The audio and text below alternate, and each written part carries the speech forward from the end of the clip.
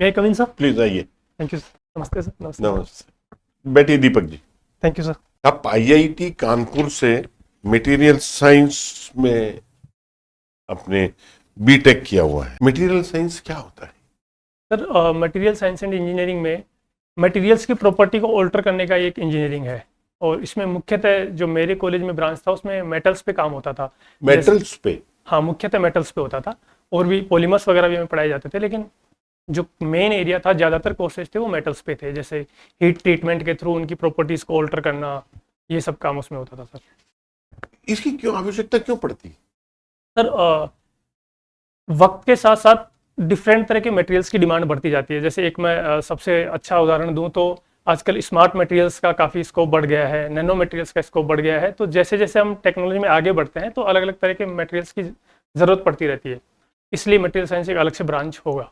एक अभी जो युद्ध हुआ अमेरिका और में, इसमें एक B-2 बॉम्बर का नाम आया और एक स्लेथ एयरक्राफ्ट का नाम आया। स्लेथ टेक्नोलॉजी क्या है? ये आपके मटेरियल से रिलेट करती है? सर ये एक ऐसी टेक्नोलॉजी है जिससे कोई भी एयरक्राफ्ट जब फ्लाई करता है तो वो रडार से डिटेक्ट हो जाता है, लेकिन इस टेक्नोलॉजी के माध्यम से वो डिटेक्शन को कम करते हैं।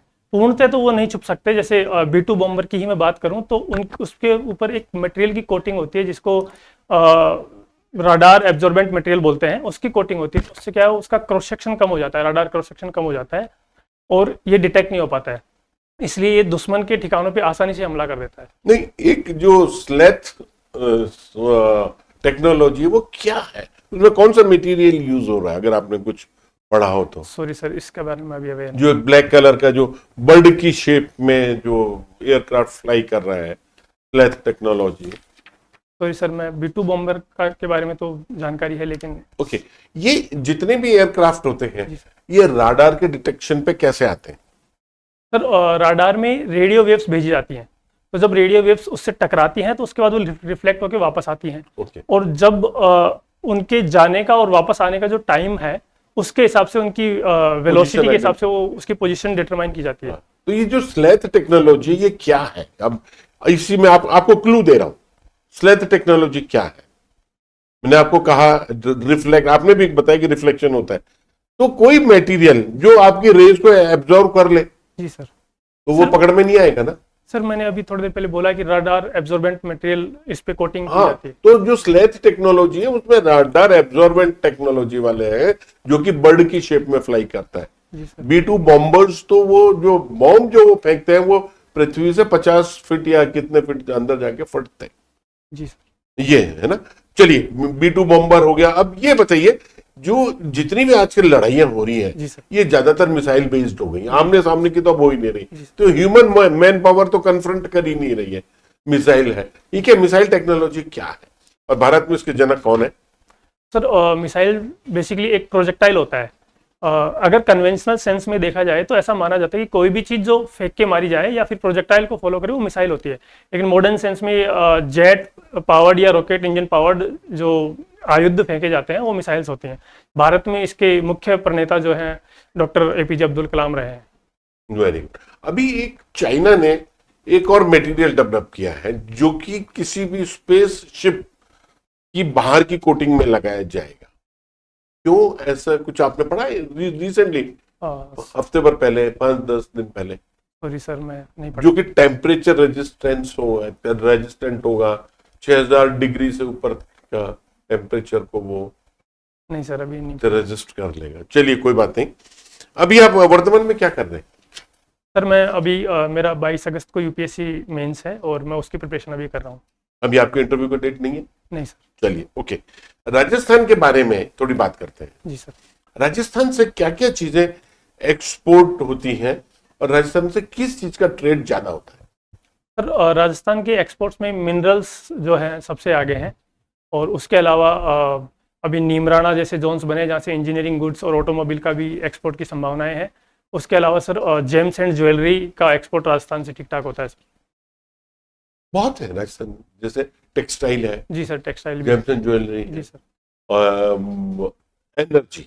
जी। 2 सोर्सेज राजस्थान में अब बहुत प्रोमिनेंटली निकल के आए हैं, पहला पेट्रोलियम और दूसरा नॉन रिन्यूएबल। ओके, दोनों क्षेत्र में अपार संभावना है।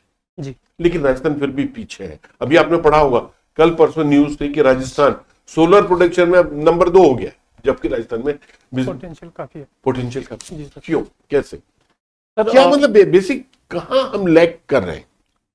सर एक तो अगर अगर इंडिया के पूरे नेशनल लेवल पे देखा जाए तो कहीं ना कहीं भारत में टेक्नोलॉजी उतनी डेवलप नहीं है, जैसे चाइना से हमें अपने सोलर पैनल्स काफी इंपोर्ट करने पड़ते नहीं, हैं। देखिए मैं राजस्थान की बात कर रहा हूँ, जी सर। भारत की बात नहीं कर रहा, मैं राजस्थान की पर्टिकुलरली राजस्थान की बात। आज हम गुजरात से नंबर 2 पे हो गए सोलर प्रोडक्शन में। विंड एनर्जी में हम बहुत ही लो हैं, जबकि हमारे विंड की बहुतायत बहुत है। सर कहीं ना कहीं मेरे को लगता है सर कि पॉलिसीज तो राजस्थान गवर्नमेंट लेके आ रही है, लेकिन इन्वेस्टमेंट कहीं ना कहीं इस चीज में थोड़ा सा लैकिंग है। एक वर्ड में आपको देता हूँ, skill development. What is skill development? Sir skill development एक ऐसा प्रोसेस होता है, ऐसी ट्रेनिंग होती है जिसके थ्रू आप किसी भी व्यक्ति की या ह्यूमन रिसोर्सेज की प्रोडक्टिविटी बढ़ाने के लिए उसको ट्रेन करते हो। Very good. तो राजस्थान में स्किल डेवलपमेंट की पोजीशन क्या है? सर इससे संबंधित आंकड़े तो मुझे नहीं पता, लेकिन इसको लेके योजनाएं राजस्थान सरकार चला रही है। अच्छा, चलिए सर प्लीज। दीपक जी, आपने 2016 में आईआईटी कानपुर जैसी प्रेस्टिजियस इंस्टीट्यूट से अपने है वो बीटेक कर लिया, और अब 9 साल बाद में भी अब आप आरएस का इंटरव्यू देने जा रहे हैं। जी सर। तो इस दौरान ऐसा नहीं लगता कि गवर्नमेंट ऑफ इंडिया ने आईआईटी में आपको एक टेक्नो फ्रेंड तैयार करने के लिए कितने पैसे खर्च किए हैं? जी सर। तो उस ऑब्जेक्ट को तो आप पूरा नहीं कर पा रहे। सर ये चीज़ मैंने तैयारी के दौरान फेस की है। तो मैंने जब तैयारी की उसके बाद मैंने जॉब किया था, CSRL नाम के एक एनजीओ में मैंने काम किया, क्योंकि मेरा सर शुरू से ही ओरिएंटेशन ऐसा था कि मैं सोसाइटी को कुछ सर्व कर सकूं। मैंने उसमें काम करने के बाद ही मेरा ये झुकाव सिविल सर्विसेज की तरफ हुआ। और आईआईटी के अंदर ही हमारे कुछ प्रोफेसर्स रहते थे जो हमें एनकरेज करते थे कि अगर आपको नेशन को सर्व करना है तो आईआईटी आपको एक कॉरपोरेट वर्ल्ड के लिए ही तैयार नहीं कर रही है। आप अच्छे ब्यूरोक्रेट बन के देश को बहुत कुछ दे सकते हो, हालांकि उसमें टाइम लगता है और कभी कभी ऐसा लगता है कि हमने कहीं ना कहीं आईआईटी के रिसोर्सेज को वेस्ट कर दिया। लेकिन सर हम अगर देखें तो काफ़ी जाने माने ब्यूरोक्रेट्स ऐसे रहे हैं जो आईआईटी वगैरह से निकल के आए हैं और उन्होंने बहुत अच्छा किया। ठीक है, लेकिन अब जो आरएस जैसी पोस्ट है उसमें तो एक सिंपल ग्रेजुएट जो आर्ट्स या कॉमर्स से किया हुआ है वो भी आरएस बन रहा है, और अब एक आप भी आरएस है वो चुने जाते हैं।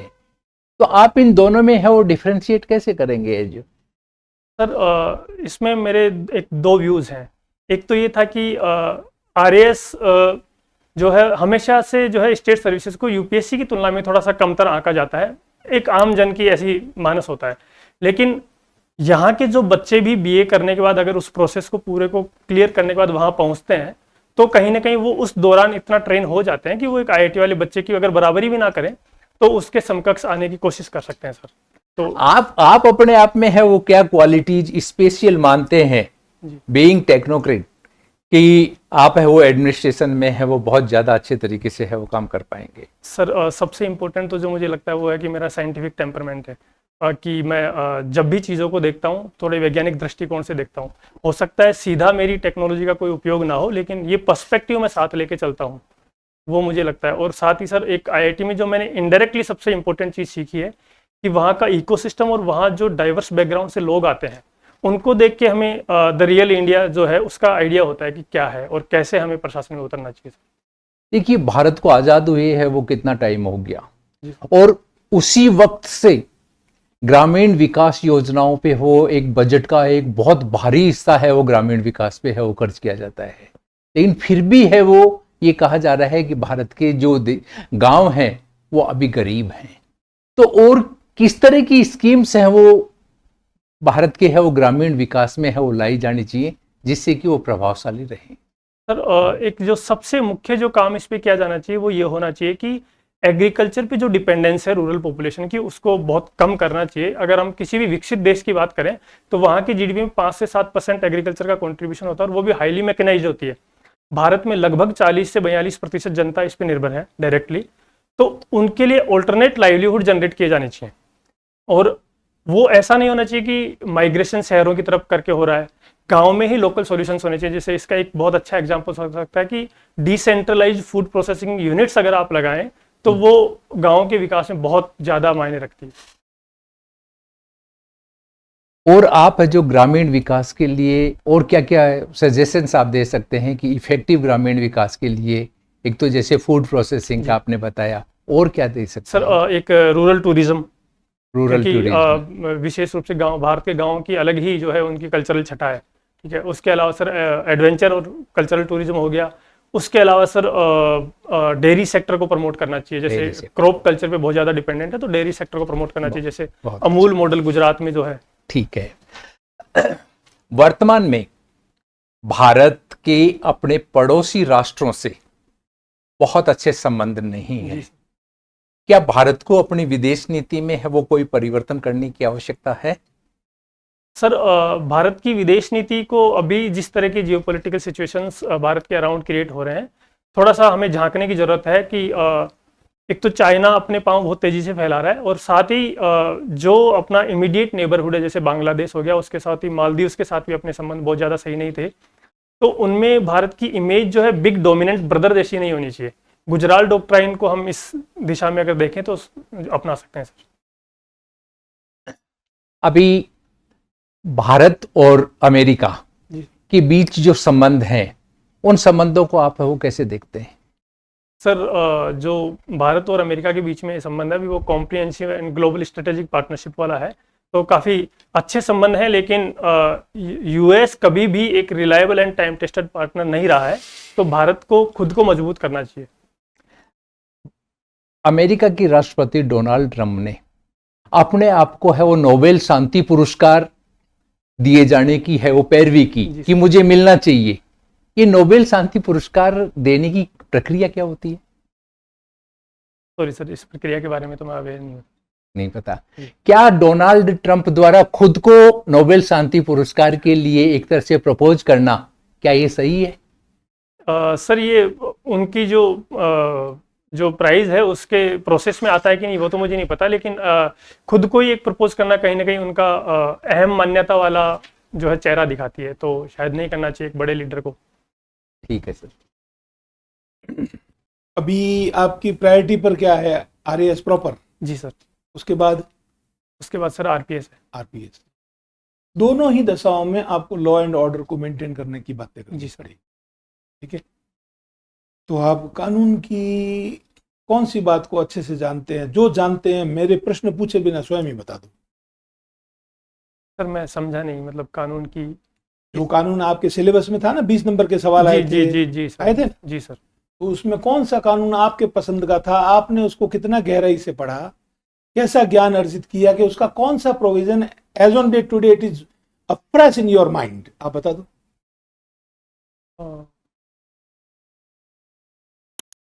सर मैं वैसे तो मैं देखो एक भी सवाल नहीं पूछ रहा हूँ, आपके ऊपर ही छोड़ दिया। सर मैं आरटीआई जो है, मैंने आरटीआई में ठीक ठाक जानता हूँ। राइट टू इन्फॉर्मेशन को तो मैं कानून ही नहीं मानता। तो सुनो, वो तो राइट बात है। Domestic violence act. Domestic violence, तो डोमेस्टिक किसे कहते हैं पहले ये बता। घरेलू माने क्या? सर उस कानून की परिभाषा के हिसाब से जो किसी शेयर्ड हाउस होल्ड में अगर रेस्पोंडेंट के साथ अगर एग्रीड महिला रही है, तो that is a domestic relation. तो रेस्पोंडेंट कौन होता है? सर मेल और फीमेल? सर इसमें सर अभी शायद जेंडर न्यूट्रल है। जेंडर न्यूट्रल है, पहले क्या था? मेल। सर अब फीमेल भी कर दिया sir, as far as I know, और हो सकता है सर मैं गलत हूँ, लेकिन ओके। तो ये जो मेल या फीमेल जो भी किसी ये घरेलू रिश्ते में रहने वाली जो महिला है जी, उसको तंग परेशान प्रताड़ित करते हैं, तो वो अनुतोष रिलीफ मांगने के लिए किसके समक्ष जाती है? कौन सा कोर्ट है? सर फैमिली कोर्ट होते हैं सर। Family court? सर जहाँ तक मुझे पता है, वैसे सर प्रोटेक्शन ऑफिसर तो माध्यम हुआ उसका। जी सर। ऑर्डर कौन करता है? सर मजिस्ट्रेट निकालता है। कौन सा मजिस्ट्रेट? सर ये मुझे नहीं पता। जी। आप अगर अधिकारी बनोगे तो आप कौन से मजिस्ट्रेट बनेंगे? सर अभी इसमें बनेंगे तो सब डिविजनल मजिस्ट्रेट बनेंगे। सब डिविजनल सीधा? सर आरएस में जो सीधा कार्यपालक मजिस्ट्रेट, सर वही एग्जीक्यूटिव मजिस्ट्रेट होते हैं वो, ठीक है ना? मुझे उन एग्जीक्यूटिव मजिस्ट्रेट में से कुछ जो है ना एसडीएम होते हैं, सबसे बड़ा डीएम होता है, फिर एडीएम होता है ना। एडिशनल जो है ना और असिस्टेंट, इन दोनों में सबऑर्डिनेट कौन होता है? जैसे एसपी के साथ एडिशनल एसपी, ठीक है ना। तो क्या एसपी के साथ एडिशनल एसपी जो है वो सबऑर्डिनेट होता है उसका? सॉरी सर, इसके बारे में पता नहीं। नहीं पता। आपकी हॉबी है पोएट्री जी सर। राइटिंग, क्या लिखा है रिसेंटली, आपने क्या लिखा है? सर मैंने अभी रिसेंटली कुछ दिनों पहले 3 लाइनें लिखी थी बोलिए। अपने संघर्ष को लेके कि उदास सांझे अक्सर पी जाता हूँ, उदास सांझे अक्सर पी जाता हूँ, मौत हर वक्त गला दबाती है जिंदगी का, मैं उस शहर में भी जी जाता हूँ। ये आपने जो 3 लाइन लिखी, ये आप, मेरे को ऐसा लगता है कि आप पेसिमिस्ट हैं, निराशावादी हैं आप। नहीं सर, मैं इसको इसमें जीवन की क्या राह दिखी है सर, मैं आपको? इसको एकदम ही उल्टा लेके चलता हूँ कि मैं बहुत ऑप्टिमिस्टिक हूँ सर। मैं ये क्लियर करता हूँ आपको, जैसे कि जब मैं तैयारी करता हूँ तो मैं अकेला रहता हूँ सर यहाँ पे, तो मुझे ऐसा लगता है कि मुझे बहुत वक्त हो गया तैयारी करते हुए, और जब अकेला पढ़ता हूँ, अकेलापन होता है, तो मैं यह सोचता हूँ कि जब लोग इस माध्यम से गुजरते हैं और बहुत परेशान होते हैं, तो वो या तो अपनी जीवन लीला समाप्त कर लेते हैं या फिर कहीं ना कहीं अपने लक्ष्य से भटक जाते हैं। लेकिन मैं अभी भी उस चीज़ को कंटिन्यू कर रहा हूँ, मेरा जो परसिवरेंस है उस पर मैंने ये लिखी थी कि मैं अभी भी अपनी जर्नी को जी रहा हूँ। अच्छा, एक पिक्चर का छोटा सा गाना था, दिल है छोटा सा छोटी सी आशा, मस्ती भरे मन की भोली सी आशा, चांद तारों को छूने की आशा, आसमानों को छूने की आशा। ये अपने आप में क्या भाव दर्शाती है? सर ये आदमी के आशावादी होने को दर्शाती है सर। तो ये अगर इस तरह का आशावादी एटीट्यूड रहता है तो आप आसमान को छू सकते हैं। जी सर। तो आप मेहनत करेंगे तो आपको सफलता निश्चित है। सर मैंने बहुत लिखी है, लेकिन अभी रिसेंटली यही लिखी थी। चलिए, थैंक यू वेरी मच, आपका इंटरव्यू संपन्न हुआ, आप जा सकते हैं। Thank you sir.